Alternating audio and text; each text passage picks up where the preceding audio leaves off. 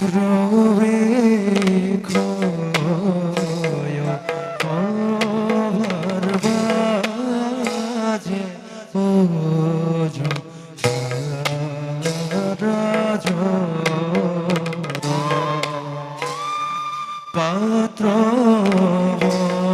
মন্ত্রী সঙ্গে চলে দেখি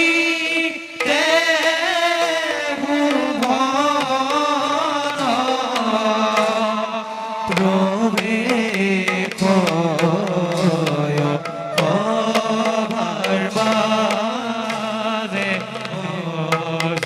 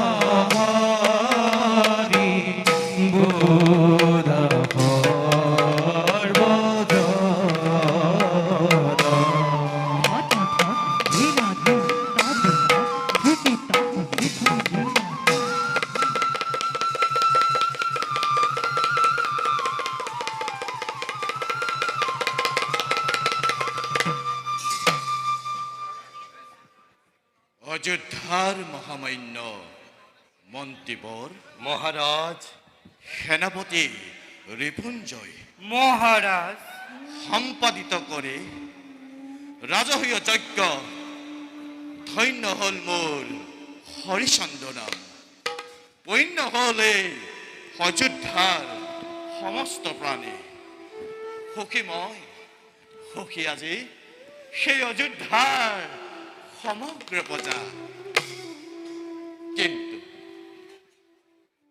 আদৰ সন্মানেৰে সভক্তিয়ে যথিলো যথাযোগ্য সাদৰ সম্ভাষণ, কিন্তু শিৱপুত্ৰ গণেশে পূজাৰ অগ্ৰভাগ নাপাই ৰুষ্ট হৈ ল'বলৈ প্ৰতিশোধ কৰিছিল প্ৰতিজ্ঞা ভীষণ। কিন্তু মোৰ হাৰাধ্য ঈশ্বৰ হৰি যদি হয় সন্তোষিত, তেন্তে দূৰতে বিদূৰ হৈ যাব গণেশৰ সকলো ষড়যন্ত্ৰ। সেহেতু নিশ্চিত মই সঁচা কথা মহাৰাজ। হৰি ভক্ত আপুনি শাস্ত্ৰই কয়, মৌলি বিৰিখত পানী দিলেহে দলে পত্ৰে হয় পৰিপক্ক। হৰিয়েই মূল, হৰি যাৰ আছে সদায় কি কৰিব পাৰে ক্ষুদ্ৰ দেৱতাই। সেইবাবে ময়ো আজি নিশ্চিন্ত মহাৰাজ। মহাৰাজ, ৰাজহুয় যজ্ঞই অতুলনীয় কৃতিত ৰাখিলে ধৰাত। ধন্য আজি অযোধ্যাৰ নগৰী। সব মন্ত্ৰীৰে মহাৰাজ, সব সেনাপতি মহাৰাজ, মোৰ এই শাসন কালত কোনোদিন যাতে কলুষিত নহয়, কোনো পৰিস্থিতিত নহয় কলুষিত। প্ৰজাৰ শান্তিময় জীৱনে মোৰ জীৱন চেউতে আৰু প্ৰজাৰ মুখত যাতে স্বভাৱন্য সন্মুখত মই নেদেখো কদাপি, তাৰে কামনাত ঘৰে ঘৰে যেন পুৱা সন্ধিয়া হৈ হৰিৰ কীৰ্তন। মহাৰাজ, মন্ত্ৰীবৰ অযোধ্যাৰ নগৰে প্ৰতি ঘৰে ঘৰে নিতৌ পুৱা সন্ধিয়া হৰিৰ গুণানুকীৰ্তনে হয় মুখৰিত, আৰু মুখৰিত আপোনাৰ গুণানুকীৰ্তনে।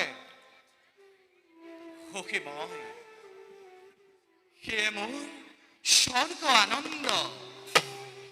ব্যস্ত থাকি মই ৰাজ্য শাসনত বিষয় ভাবত আবদ্ধ যেন লাগিছে মোৰ মনত।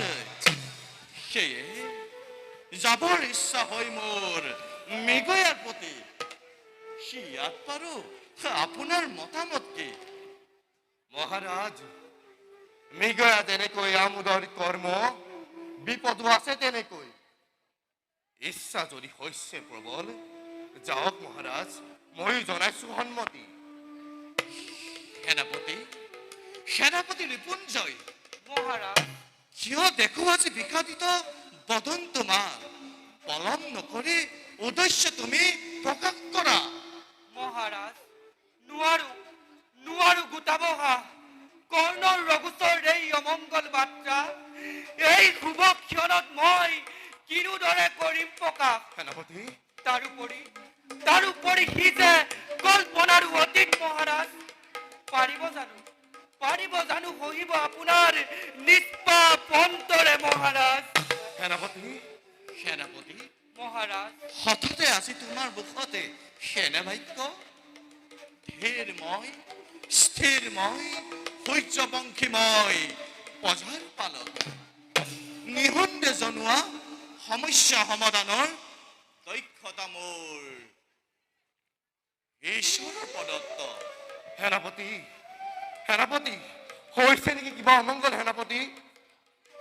মহাৰাজ, সেনাপতি। আপোনাৰ ভাতৃ সমৰ সিংহ আৰু সেনাপতি দেৱব্ৰতে বিদ্ৰোহৰ কৰিছে সূচনা আপোনাৰ বিপক্ষে মহাৰাজ।